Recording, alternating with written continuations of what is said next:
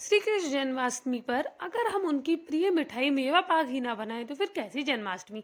चलिए आइए तो मैं आपको बनाना सिखाती हूँ मेवा पाक। राधे राधे फ्रेंड्स, तो मैं आज आपको बनाना सिखा रही हूँ मेवा पाक। तो इस वीडियो को बिल्कुल भी स्किप मत कीजिएगा और आप भी अपने घर पर मेवा पाक ज़रूर बनाइएगा।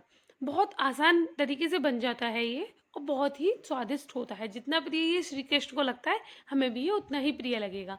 यहाँ मैंने गोले को कद्दूकस कर लिया है। यह है नारियल सूखा वाला जो आता है। ये गोले उसकी खरबूजे की मींग है। इसको और गोले को मिला के मैंने हल्का हल्का भून लिया है। इससे पहले कढ़ाई में ऐसे ही घी डालकर मैंने अपने बादाम को भी ऐसे ही भुना है यहाँ पे मे और काजू को भी हल्का घी डालकर मैंने हल्का हल्का भून लिया है। और गोंद थी मेरे पास। गोंद भी आपको जहाँ पे ड्राई फ्रूट्स मिलते हैं उसी शॉप पे मिल जाएगी। छोटी छोटी होती है, उसको फुलाते हैं तो मतलब घी में हम जब रोस्ट करते हैं तो हल्का हल्का वो फूले जैसा हो जाता है। अच्छा लगता है, मतलब टेस्टी होता है। ड्राई फ्रूट्स में ही आता है, तो वो भी मैंने ऐसे ही भून लिया है और मखाने को भी हमने ऐसे ही घी डालकर रोस्ट कर लिया है। और यहाँ पे मैं किशमिश को भी रोस्ट कर लेती हूँ। तो ना ऐसे ही हम सारे ड्राई फ्रूट्स को रोस्ट कर लेंगे, मतलब हल्का हल्का भून लेंगे घी में। देसी घी का ही प्रयोग कीजिएगा क्योंकि आप श्री कृष्ण के लिए भोग बना रहे हो। उसमें आप देसी घी ही प्रयोग में लाइएगा। तो फिर ऐसे ही मैंने सारे इसको भून लिया। अब हम यहाँ पे बना रहे हैं चाशनी। तो चाशनी का आप प्रॉपर ध्यान रखिए कि आप अगर 1 गिलास चीनी ले रहे हैं तो आधा गिलास पानी लीजिएगा।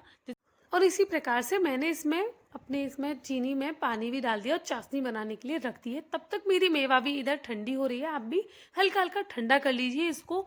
ऐसे ही बिल्कुल भी नहीं पीसना है, गरम मेवा को नहीं पीसना।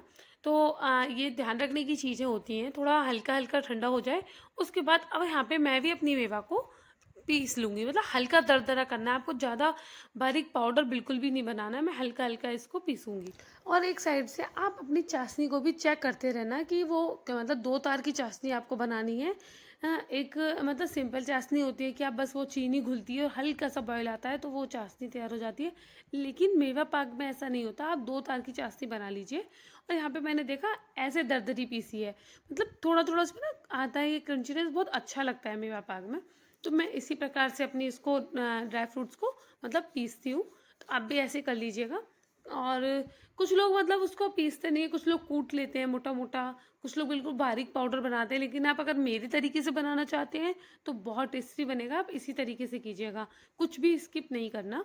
फिर यहाँ पे मैं अपनी चाशनी को चेक कर रही हूँ कि 2 तार की हुई है या नहीं हुई है। थोड़ा सा टाइम लगता है, बहुत ही जल्दी हो जाती है।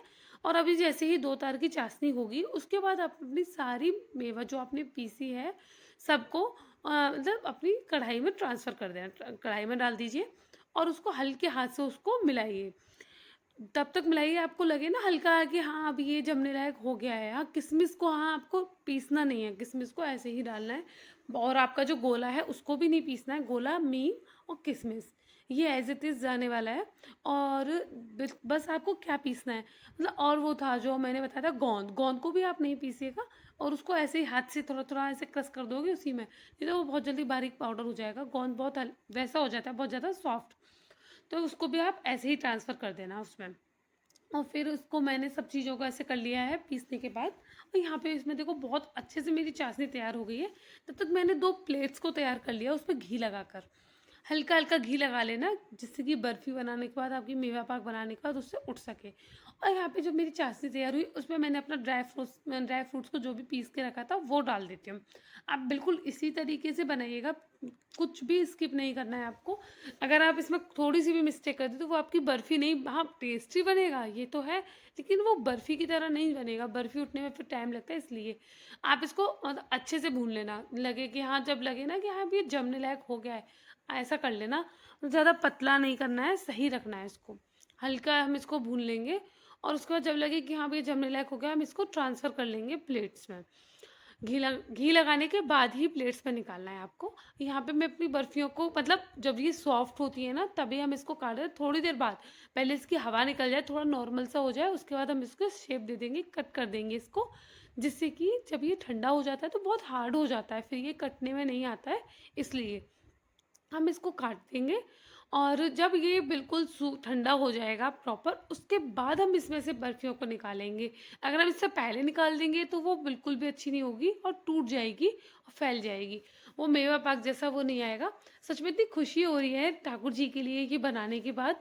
आप प्लीज़ ज़रूर बनाना और सबको बहुत पसंद आएगा, और ठाकुर जी को तो स्पेशली ये बहुत ही पसंद आने वाला है। तो इस जन्माष्टमी मेरे तरीके से आप भी अपने घर पर मेवा पाक बनाइए और सबको खिलाइएगा, बहुत पसंद आएगा। मेरी वीडियोस को अपना प्यार ज़रूर देना। मैं और क्या आपके लिए वीडियोस में दूँ, प्लीज़ कमेंट्स में बताइएगा। तो मेरी बर्फियाँ बन के तैयार हो गई, मेवा पाक ठाकुर जी के भोग लगाने के लिए। तो आप भी अपने घर पर ज़रूर बनाइए और मुझे ज़रूर बताइएगा कि आपके घर पर सबको कैसा लगा। मिलती हूँ आपसे एक और नए ब्लॉग वीडियो के साथ। तब तक के लिए okay, bye bye friends, Radhe Radhe.